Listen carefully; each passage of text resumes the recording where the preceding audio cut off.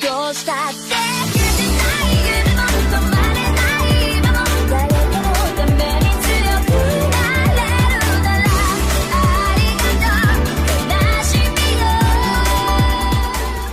Hai, selamat datang di channel gua. Di video kali ini gue bakalan bahas mengenai cerita dari Sekai Saiko no Ansatsusa. Video ini adalah lanjutan dari video part sebelumnya. Jadi buat kalian yang belum nonton video sebelumnya bisa nonton dulu. Dan juga video ini bakalan berisi tentang spoiler bagi kalian yang belum baca novel ataupun manganya. Oke, sebelum kita mulai videonya, silahkan subscribe bagi yang belum subscribe dan juga share jika kalian ingin berbagi. Oke, lalu kita mulai saja untuk videonya. Cerita dimulai dengan Rogu yang baru saja bangun di pagi hari. Saat terbangun, Rogu merasakan sesuatu yang hangat di lengan kirinya. Dan ternyata di sana ada Tart yang sedang tidur sambil mengatakan, "Rogu sama, jangan lakukan itu." Yang mana membuat Rogu penasaran dengan mimpi yang sedang dialami Tart. Di masa lalu, Tart telah dibuang oleh keluarganya di pegunungan. Dan pengalaman traumatis itulah yang kemudian membuat emosi Tart menjadi tidak stabil. Dan di saat Tart merasa kesepian, Rogu membiarkan Tart untuk tidur bersamanya. Meskipun beberapa waktu yang lalu, ketika Rogu menjadi ilik balor, Rogu pernah mimpi basah ketika tidur bersama Tart dan Maha. Dan sejak itu, Rogu bertekad untuk tidak melakukan itu lagi. Karena tidak melakukan kesalahan yang sama lagi adalah kemampuan yang harus dimiliki oleh seorang pembunuh. Rogu kemudian membangunkan Tart, karena jika Tart tidak segera bangun, maka sarapan akan tertunda juga. Namun, Tart yang masih setengah tertidur malah bersandar di dada Rogu, yang mana kemudian membuat Rogu mencubit pipinya. Tart yang kaget kemudian terjatuh ke lantai dan memperlihatkan pakaian tipis yang dikenakannya saat ini. Dan setelah Tart melihat jam, dia kemudian terburu-buru untuk berganti pakaian dan lalu pergi meninggalkan Rogu. Tart biasanya tidak pernah bangun kesiangan. Nampaknya kejadian sebelumnya telah menguras begitu banyak tenaganya. Dan juga tubuh Tart yang sudah mulai tumbuh nampaknya juga meninggalkan aromanya di kamar Rogu, yang mana membuat Rogu lebih berhati-hati. Karena nampaknya hasrat seksual dari tubuh Rogu juga mulai bereaksi ketika melihat pakaian haram yang dipakai Tart dan juga aromanya. Setelah bersiap, Rogu akhirnya juga menuju ke ruang makan. Dan di sana sudah ada dia dan orang tuanya. Ibu Rogu kemudian menyapanya dan menanyakan tentang pakaian yang ibunya berikan kepada dia, yang mana saat ini dia sedang menggunakan gaun putih musim semi. Ibu Rogu mempunyai hobi untuk mendandani seseorang, dan selama ini dia sudah berulang kali mendandani dan menjahitkan baju untuk Tart, sambil bertanya apakah cucunya sudah jadi. Mendengar percakapan ini, dia kemudian bertanya, siapa itu Tart? Rogu lalu menjawabnya bahwa Tart adalah pelayan dan asistennya. Dan tak berselang lama, Tart akhirnya muncul di antara mereka dan membawakan makanan untuk sarapan. Yang lalu, Rogu kemudian memperkenalkan Tart kepada dia. Dia lalu bertanya ke Tart, apakah Tart menyukai Rogu, yang mana membuat Tart kemudian menjadi sangat gugup. Rogu adalah seorang bangsawan, jadi masih menjadi wajar jika di masa depan dia memiliki lebih dari satu istri. Karena biasanya bangsawan akan memiliki banyak istri, untuk memastikan bahwa mereka akan memiliki pewaris. Namun, Rogu saat ini masih belum berniat untuk memiliki hubungan semacam itu dengan Tart. Setelah Tart pergi ke dapur untuk menyiapkan makanan tambahan lagi, dia kemudian berterima kasih ke Kain karena keluarga Tower Heads telah menyelamatkan keluarganya, sambil memberikan cincin yang mana adalah harta nasional di kerajaan dia sebelumnya. Namun, Kain kemudian menolak itu, karena Kain berpendapat bahwa hadiahnya sudah diambil jauh bertahun-tahun yang lalu. Meskipun begitu, dia masih ingin memberikan cincin itu dengan alasan itu untuk biaya sekolah, karena dia ingin belajar teknik membunuh dari keluarga Tower Heads. Mendengar itu, Kain lalu menjelaskan bahwa teknik membunuh keluarga Tower Heads hanya akan diajarkan untuk anggota keluarga. Rogu memang telah mengajari pelayannya, namun itu dengan perjanjian bahwa jika ada masalah di masa depan, maka Rogu sendirilah yang akan membereskannya. Tapi karena dia akan menjadi anaknya Kain juga, Kain lalu bersedia mengajarinya dan akan membahas itu lebih lanjut ketika mereka sudah sarapan.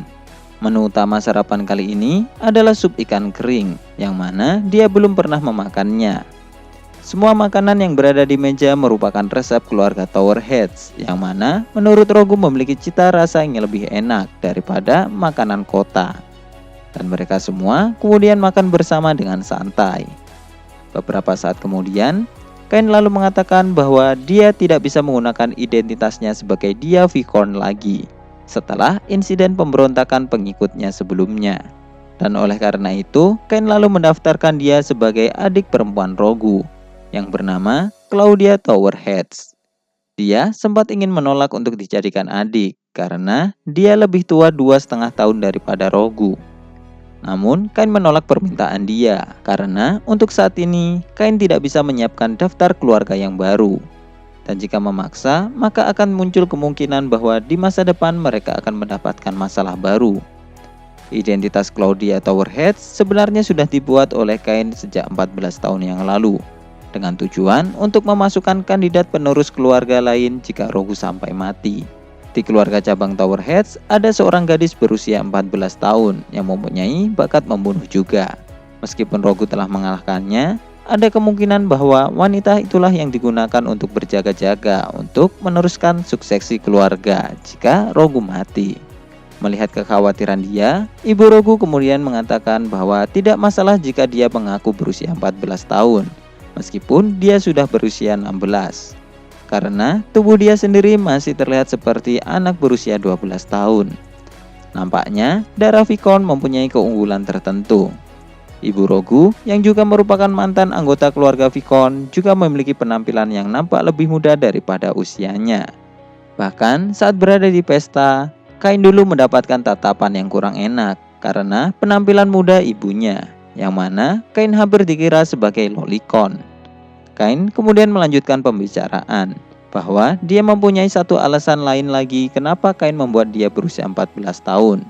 Dan hal itu karena di kerajaan Alvan akan ada pembukaan murid baru di Akademi Royal Knights, yang mana bangsawan wajib untuk mengikutinya. Dia nampaknya juga mengetahui tentang akademi ini karena akademi ini memiliki reputasinya tersendiri. Akademi adalah tempat untuk belajar meningkatkan kekuatan, yang mana jika dalam kondisi darurat, kerajaan bisa menggunakan mereka sebagai kekuatan militer tambahan. Namun, pendirian akademi juga memiliki alasan untuk mengumpulkan anak-anak bangsawan dari seluruh negeri, dan lalu mendidik mereka untuk menjadi lebih baik dari generasi sebelumnya. Para bangsawan biasanya menjadi sangat egois jika mereka tumbuh di lingkungan mereka sendiri. Jadi, kerajaan ingin menghilangkan masalah ini dengan mengatasi masalah itu langsung dari akarnya. Dan oleh karena itu, para bangsawan berusia 14-16 tahun diwajibkan untuk ikut di akademi ini. Sementara, orang biasa harus melamar terlebih dahulu jika mereka ingin bergabung. Setelah mendengarkan semua penjelasan, dia akhirnya mau menerima keputusan Kain untuk menjadi adik Rogu.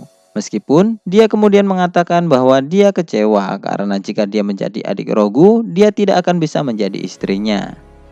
Mendengar ini, ibu Rogu kemudian membantahnya dan mengatakan bahwa menikahi saudara sendiri di kerajaan Alvin adalah hal yang wajar.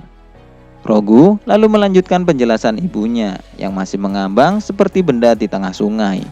Dan kemudian Rogu mengatakan bahwa prioritas di kerajaan Alvin adalah menciptakan generasi yang memiliki kekuatan sihir yang kuat. Dan jika pernikahan antar saudara diperlukan, maka hal itu akan diperbolehkan. Dan juga ada beberapa kasus di mana bangsawan membayar seseorang untuk mendapatkan keturunan yang bagus. Mendengar ini, dia kemudian merasa senang karena masih bisa menikah dengan Rogu. Meskipun dia merasa bahwa penjelasan sebelumnya cukup rumit. Dan setelah diputuskan, dia sekarang menjadi Claudia Tower Heads. Dan dia nantinya akan mendapatkan pelatihan membunuh juga, meskipun dia bukan keturunan langsung dari keluarga Tower Heads. Dan lalu saat memikirkan Rogu dan Claudia akan memasuki akademi, Rogu lalu berpikir bahwa Claudia perlu memiliki kekuatan yang cukup. Karena meskipun Rogu akan melindunginya, namun Rogu masih tidak boleh lengah dengan anak laki-laki yang memiliki hasrat seksual seperti monyet kelaparan. Rogu kemudian juga memutuskan untuk pergi ke Milteu besok untuk membeli barang-barang yang diperlukan untuk keperluan akademi. Dan juga Rogu memiliki beberapa urusan sebagai ilik balor juga di sana. Keesokan paginya, Rogu akhirnya pergi ke Milteu menggunakan kereta kuda bersama Tart dan Claudia. Mereka akan mencapai kota dalam waktu 1 hari, karena kuda yang digunakan telah diberikan peningkatan fisik dan sihir penyembuh, sehingga kuda mampu terus-menerus untuk berlari. Meskipun akan lebih cepat jika mereka berlari, Rogu lebih memilih untuk menggunakan kereta kuda saat ini, karena mereka pasti akan membawa beberapa barang ketika pulang. Saat para bangsawan sudah memasuki usia 14 tahun, mereka akan secara otomatis menerima surat dari akademi, yang mana berisikan barang apa saja yang diperlukan untuk dibawa ke akademi. Dan oleh karena itu, mereka perlu untuk berbelanja. Dan juga di dalam surat itu nampaknya disebutkan bahwa pelatihan senjata utamanya adalah menggunakan pedang, karena nampaknya pedang adalah sesuatu yang paling umum dan mudah digunakan. Sementara Rogu sebenarnya lebih mahir menggunakan pisau, dan Tart adalah tombak.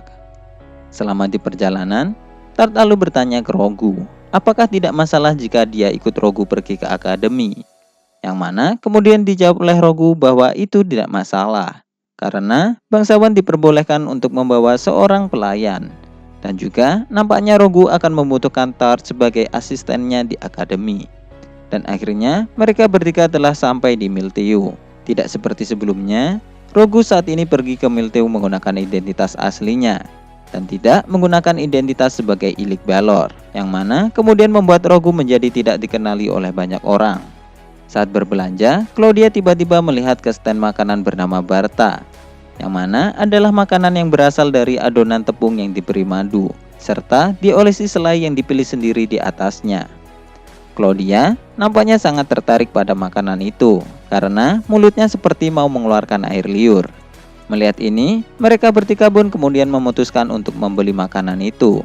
Dan mereka berakhir dengan makan bersama sambil menyuapi satu sama lain untuk merasakan selai yang berbeda. Di sana banyak kios yang menjual Barta juga.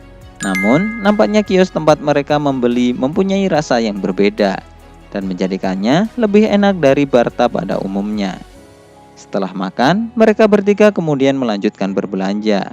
Rogu membeli barang-barang dengan kualitas terbaik karena dia berpikir bahwa tidak masalah jika dia kehilangan banyak uang, asalkan barangnya benar-benar sesuai dengan apa yang dia inginkan. Saat di toko pakaian, Tart lalu meminta izin untuk berbelanja sendiri ketika Rogu nantinya pergi untuk mengerjakan urusannya. Rogu lalu bertanya tentang apa alasan Tart untuk melakukan itu. Tart lalu mengatakan bahwa dia ingin membeli pakaian dalam baru, karena pakaiannya yang dulu sudah kekecilan.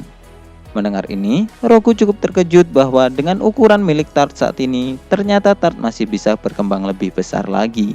Sementara Claudia yang ada di samping Rogu menatap dingin ke arah Tart saat Tart mengatakan itu. Dan selanjutnya, mereka kemudian pergi ke toko senjata untuk membeli pedang sesuai dengan permintaan akademi. Saat memasuki toko senjata, Rogu dan yang lainnya kemudian diremehkan oleh penjaga toko, karena mereka masih dianggap anak-anak. Namun, Rogu tidak memperdulikan ocehan itu dan terus maju untuk memilih pedangnya. Setelah selesai melihat-lihat, Rogu kemudian membeli 3 pedang yang sesuai dengannya Claudia dan juga Tart.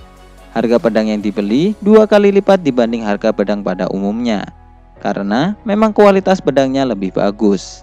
Namun, saat Rogu, Claudia, dan Tart baru saja keluar dari toko, ada seorang bangsawan dengan 2 pengikutnya.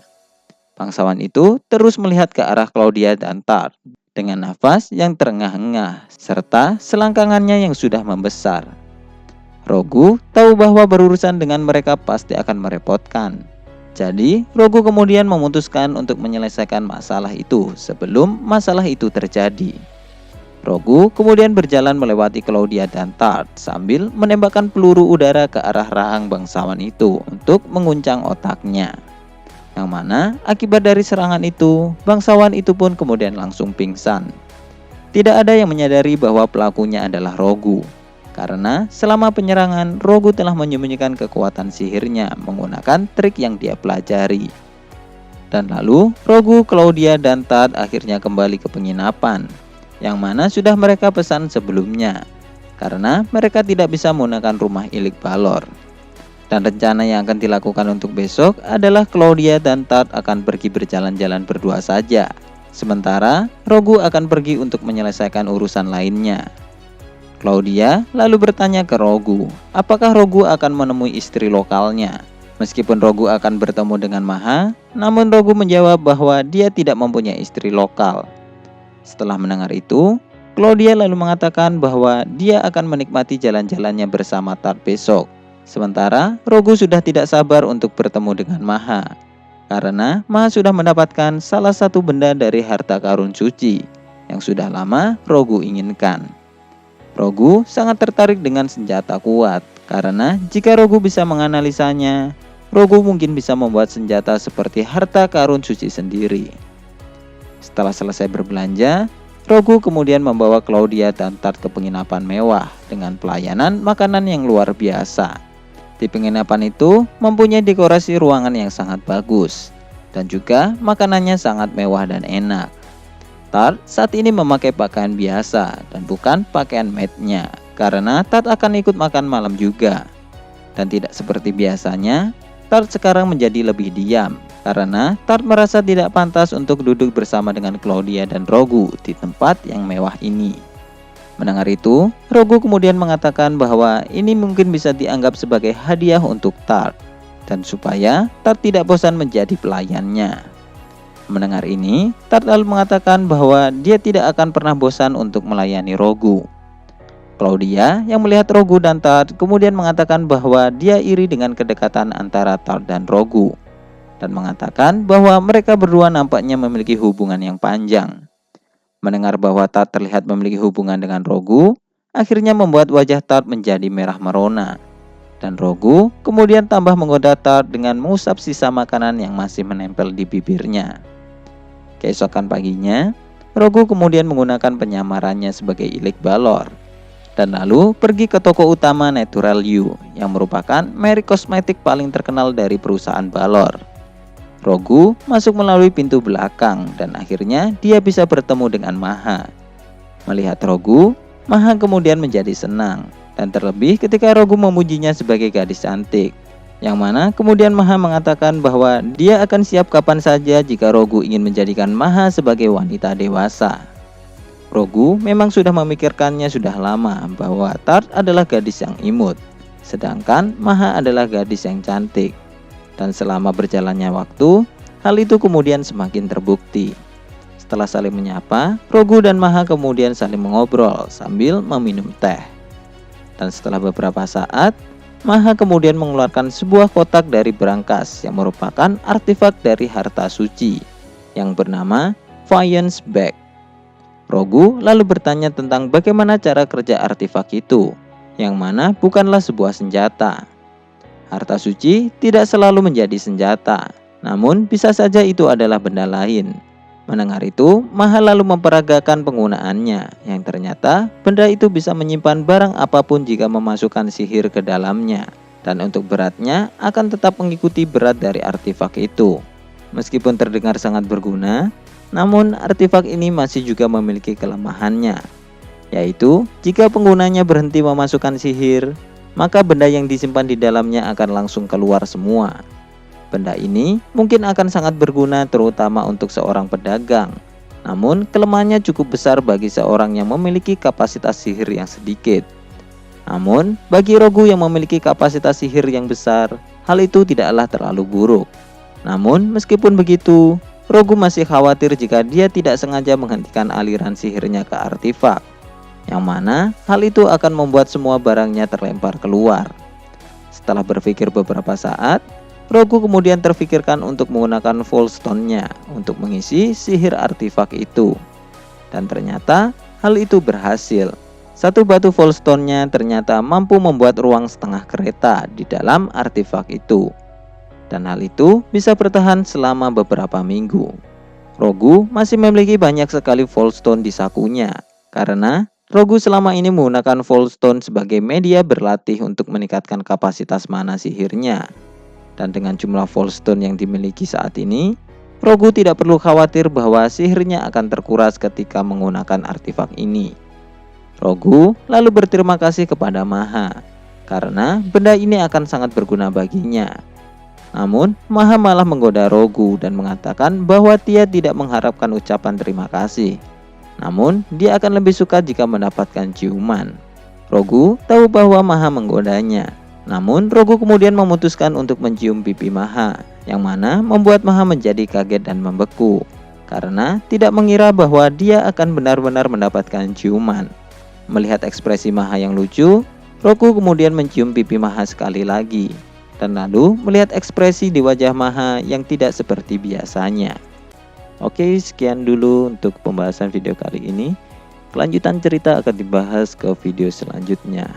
Like video ini jika kalian suka, komen untuk mengoreksi atau menambahkan informasi, jangan lupa subscribe dan share. Terima kasih sudah mendengarkan dan goodbye.